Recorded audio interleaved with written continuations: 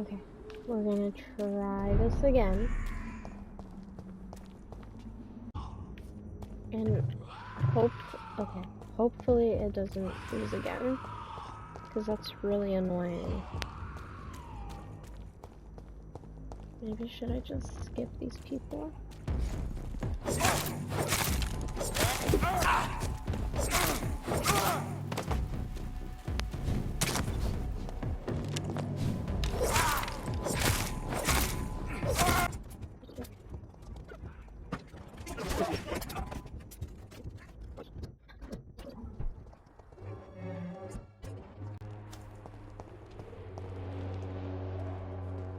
Its effectiveness has been proven by many. Even the flu is no match for the Swanborough cordial.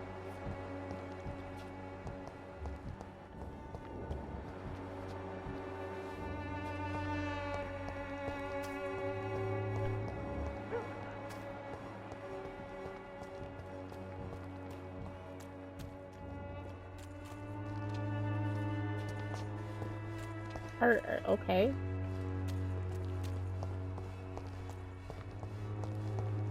Sure. Come on, Barrett, you don't go. You pay for peace of mind. Can't you just look the other way this week, Joe? Come on, we can sort it out, right? It's not my call, Barrett. You pay one way or another. Please, Joe. How long have we known each other? We even used to be neighbours, for Christ.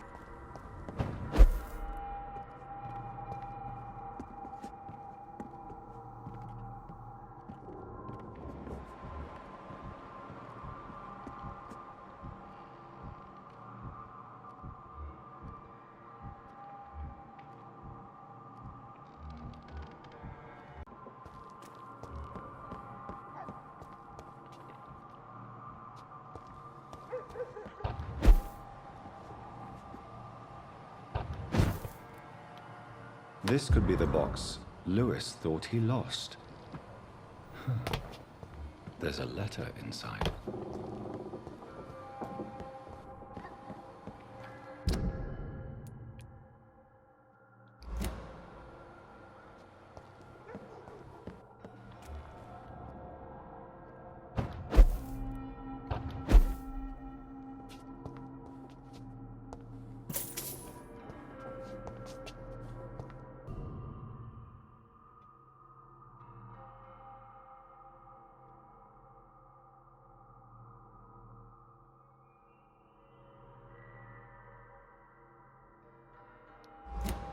A love letter from Joe Peterson's wife, addressed to Barrett Lewis. Who should I give it to, I wonder?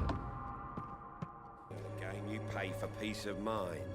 Can't you just look the other way this week, Joe? Come on, we can sort it out, right? It's not my call, Barrett. You pay one way or another. Please, Joe. How long have we known each other? We even used to be neighbours, for Christ's sake. I'd prefer not to give you another beating, Barrett.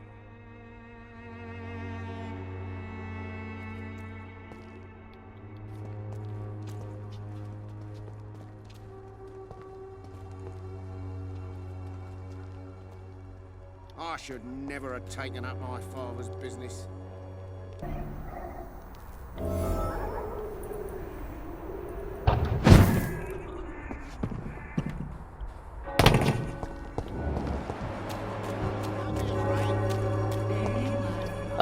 Oh my god, this game is so You again? glitchy. What do you want this time?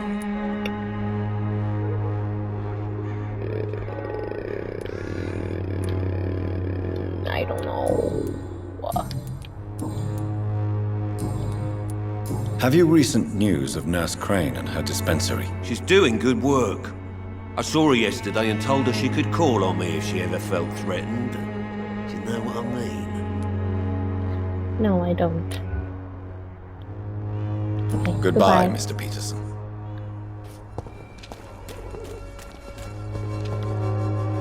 Fancy buying something, sir? You never lose your focus, do you? Do you need help, sir? To be honest, I'd prefer you take a look at my stuff. I'd rather be rich and sick than the contrary. You know what? I don't quite agree, but I won't argue with you. Please, take this. You'll feel better. Really? Free? Don't take it personally, but charity usually comes at a price. Human nature being what it is. Right then. Do Show me you what have- you have. You are. Oh wait, I still Taxi needed bike. You you. never... I found this box in an abandoned building nearby. I believe it belongs to you. Let's have a look. Yeah, this is mine. So, you faced those loons that roam around there. Extraordinary. I suppose I was lucky. Luck is a commodity round here. Yours should be properly rewarded. About this package, it's not just tools and trinkets, is it? Don't want to be rude or anything after your kind gesture, but it's none of your business.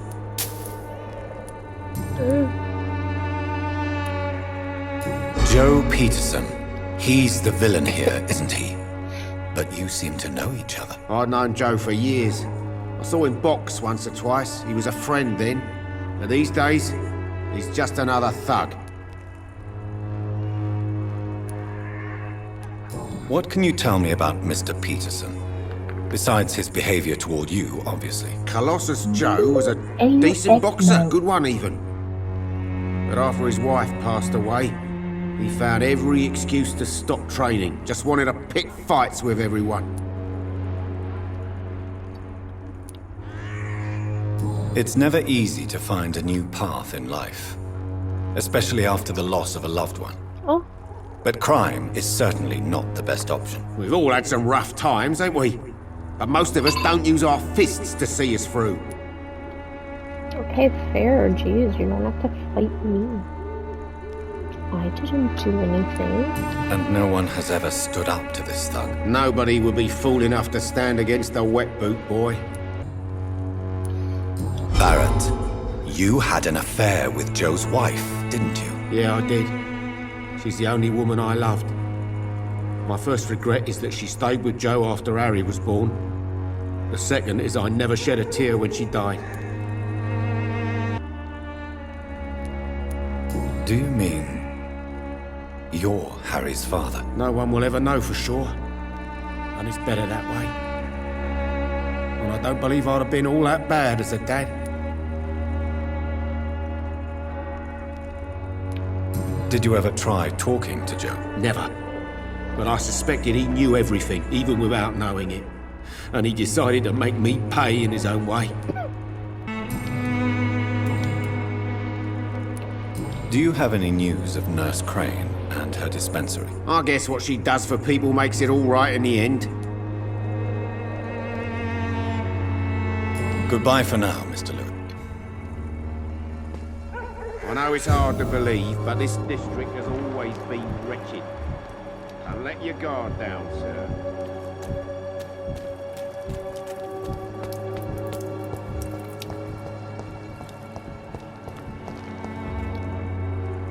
Mr. Bates. Evening.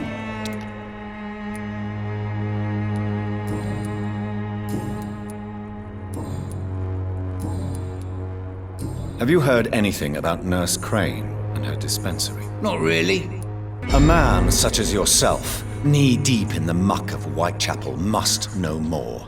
Speak now. Yeah, thanks to Nurse Crane's dedication, these foreigners keep coming to Whitechapel, and my lodgings welcome all. So business is booming. More than ever.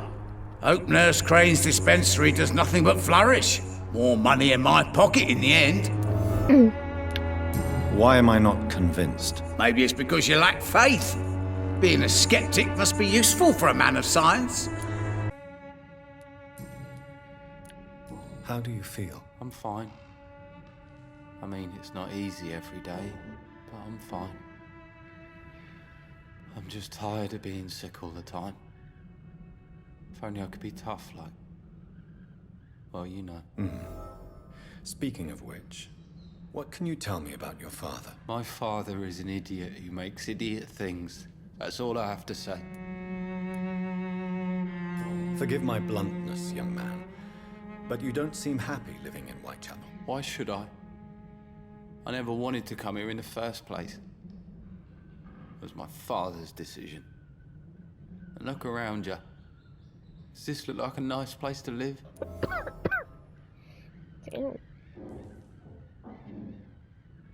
You have a roof over your head, a place to call home. Many people here are not as lucky, you know. That's exactly what my father says. Harry, you should be grateful for what you've got. I wasn't even consulted when we moved here. If life here is so terrible for you, why don't you just leave this place? Have you ever spoken to your father about it? I don't go outside. It terrifies me so. I went outside once without my father noticing and I saw terrible things. Bloody and frightening things. So that's why you stay at home all day? For fear of the epidemic? I'm not afraid of disease or death, Dr. Reed. It's the living I'm afraid of. Your father and Mr. Lewis used to be good friends. What happened, Harry? I was young then. I don't remember Mr. Lewis ever coming back again after my mother died. Or was it after my father started bullying him? I don't know. Have you tried speaking to Mr. Lewis about it? I don't go out often, but yes. And he scolded me and told me to leave him alone. I guess my father frightens him too much. But you are not responsible for your father's actions. Am I not? Dad always says that he joined that gang for my safety. So if I wasn't born, people wouldn't be worrying about Colossus Joe. Do you remember when Barrett Lewis was close to your family? To your mother? Not really. I was too young. But I remember it was a happier time. Mr. Lewis was funny. He often had dinner with us. How was he towards you? He was nice, I guess. He never forgot my birthday. He always offered me books. I liked books. Why are you sad then? Because it hurts to remember a time when my father used to laugh and smile. It hurts to realise he's as sad as me now. Have you any recent news of Nurse Crane and her dispensary? I don't believe in miracles, but it seems the epidemic has been kept at bay for a few days. Goodbye, young man. Take care of it. Is there only pain and suffering in this world?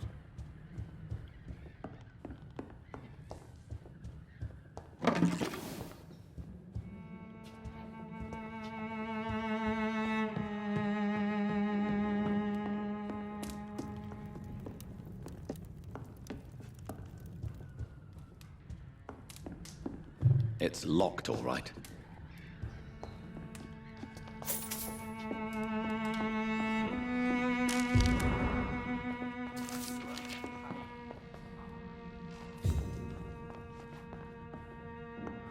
You again?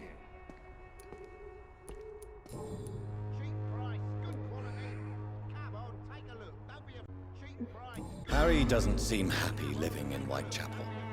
Why did you make him come here? I've always put my son's interests above everything else, whatever he may think. Our house is small but affordable.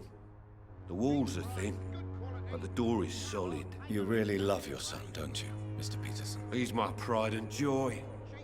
Even if he hates me for the choices I make and pushes me buttons more than he should.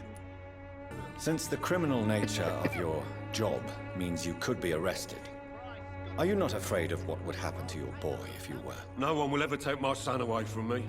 If that ever occurred, I'd hunt the bastard down and rip off his head with my bare hands. Do you have any regrets? Only one. Not to have my beloved wife by my side. She died when Harry was little. My sweet Jane. She gave the boy confidence. Why do you keep on working for the gang, Joe? You know it doesn't suit you. It's true, I hate this job. And I know I made some bad choices, but I'm a wet boot boy now.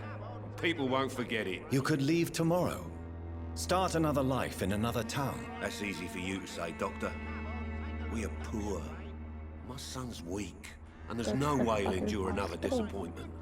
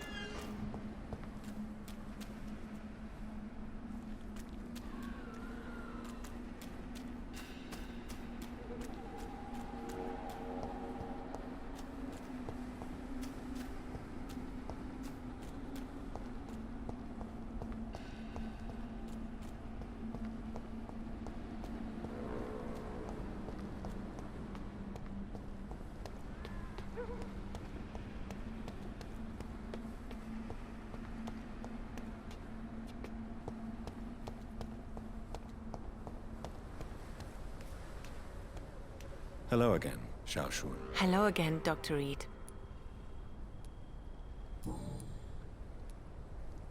You should go home now. I think you're right. Cemeteries are for the dead, for they need silence too.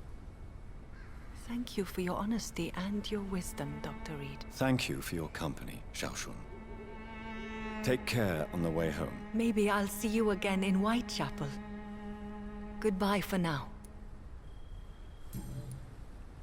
Goodbye for now. Matthew, the world has gone not spoken to me.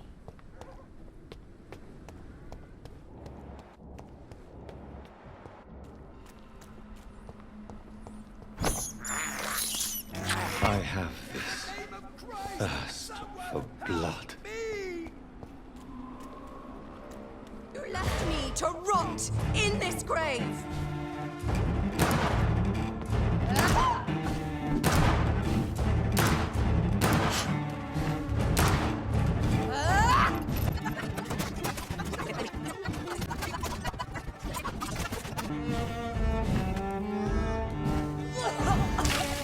Rest in peace, master. You killed me, brother!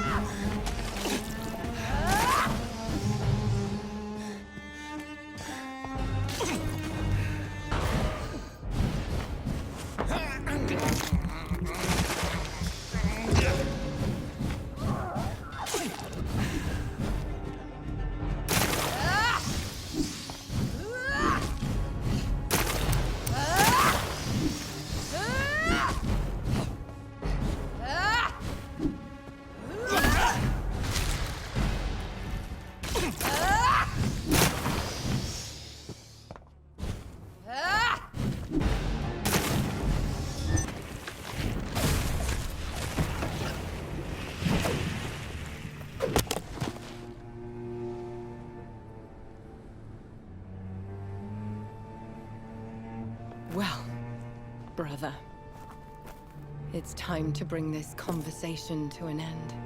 Forever. You know I will not play this game. Calm now, Doctor. Like a rabid dog. Or think you're performing an autopsy. Don't be ridiculous. I'll kill them all. The kind Dr. Swansea. The sweet little lass with hair of red. I am the Harbinger, bringing your punishment. Mary. Don't you see? This is not me. Flesh that never ages. All nightmare, no dream. Bring it to a close. Let me sleep.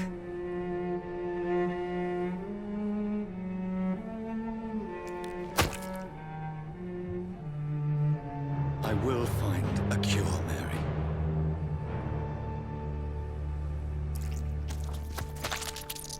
I swear it. Then, at last, I can forgive you.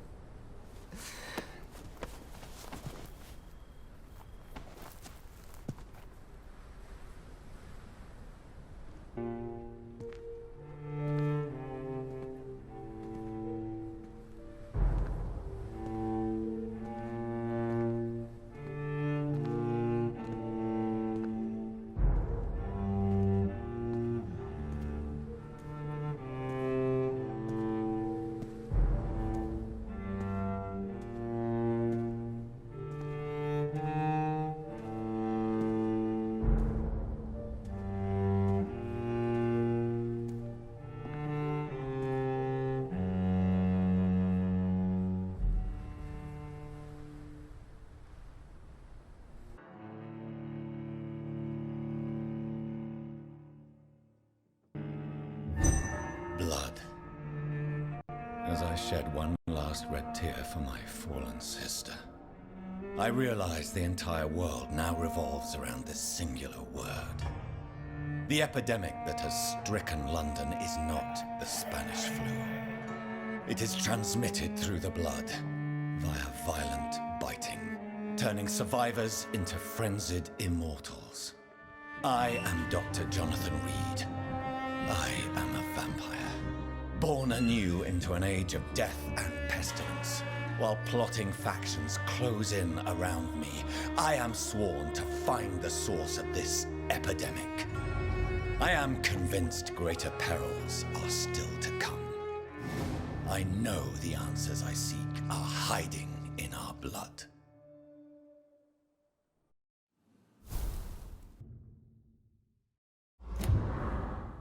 Strickland's project could be dangerous. I have a mind to report him to Dr. Ackroyd.